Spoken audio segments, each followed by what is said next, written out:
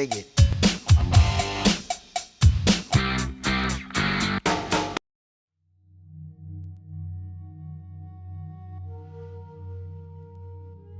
If Barack Obama came here today, President Barack Obama stepped in today, had a piece of paper in his hand, and just left it up here like this, and walked out. Everybody was trying to get that piece of paper. Yeah. Why? Why does the paper go up? No, it's the person holding the paper. You believe in their value. Yeah. And why do you believe it? Because they told a story. A story, not the truth, not their biography. They told a story about themselves, which gave them value. When they touch anything now, it has value. This is what hip hop was. This is what this hip hop was before it became this corporate. It was first, I'm hip hop.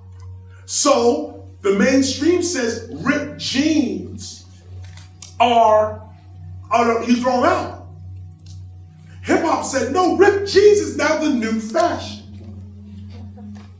When I was growing up in the 70s, if you rip your jeans, they had patches. You had iron-on patches. You rip your jeans, oh no, I'm not wearing ripped jeans. You put patches over them. And you iron the patches on over the ripped jeans. Hip hop came out and said, we can't even afford patches. We're gonna rock these, we ripped here, so I'm gonna rip it here, here, and here. That's hip hop. We did that first. Everybody else was on designer jeans, Sassoon, Jordan. We took the cheap jeans, Lee and Levi's, rip them up, wear them baggy. We was out like this. But what did the mainstream say? Oh, that's worthless, valueless.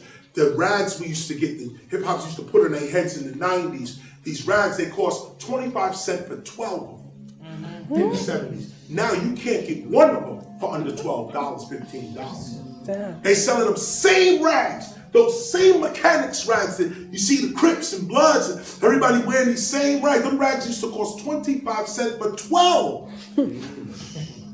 The minute the Crips start wearing them, a few rappers in the video start wearing them same rags that was 12 went up $15, $20, $30 now. People start putting stuff on them $50 now for a rag. Timberland boots, work boots that you bought, laced up, and went to do heavy labor. Hip hop took that, started loosening them up. Don't scuff up my, imagine. Hip hop's like, don't scuff my Timbs. And Timberland boots is made to be scuffed up. You put, out of all the boots that you can wear, this particular shoe is a construction boot. It is made to be scuffed up and blackened from the time you put it on. Hip hop said, no, this is the fashion statement. Don't scuff my Timbs. I want to keep them fresh. Timberland, the thing went up. The stock, the company, all of it went up. And who's making money off this? Hip hop, no? No, not at all. Now back to these dudes. They out there, Rolex just put a commercial out. Rolex just put a commercial out with Dr. Martin Luther King in the commercial.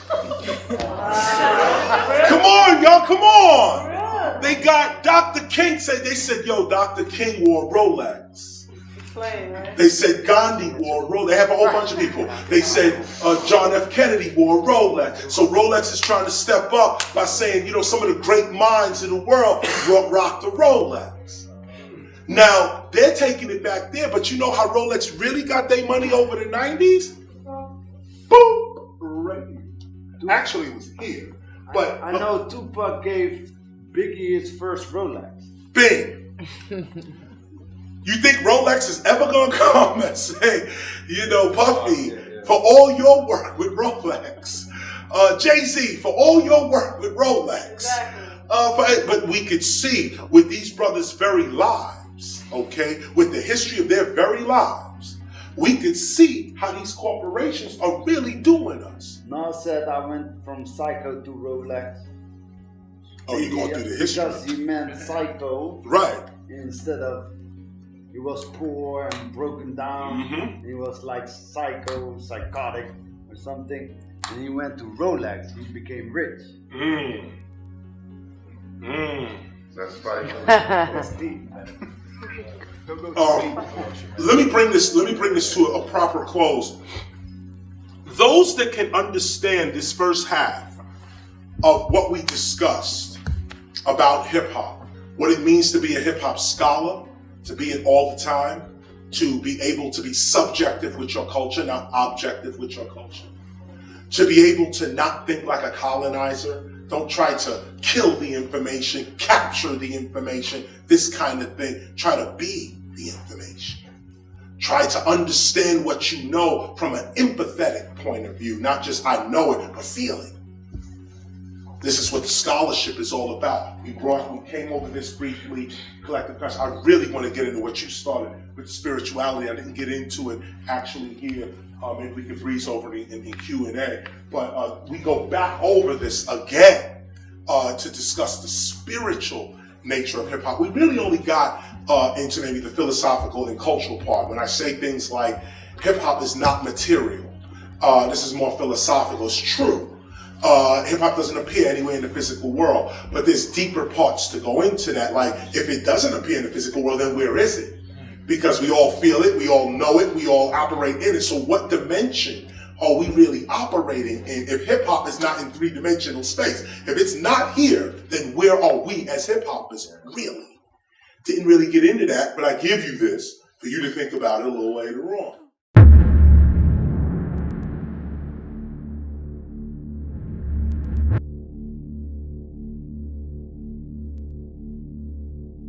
We talking hip hop, for real. Before we even was able to rap, we had to answer these questions first. The angel came. Hip hop, you guys will be the greatest ever, but Tupac, Biggie, Scott LaRock, Big L, Big Pun, Eazy-E, Freaky Ty, Heavy D, la la la. They all gotta go. Had the angel came to us in 87 and said, listen, KRS, you'll be the greatest MC ever. But Scott LaRock gotta go.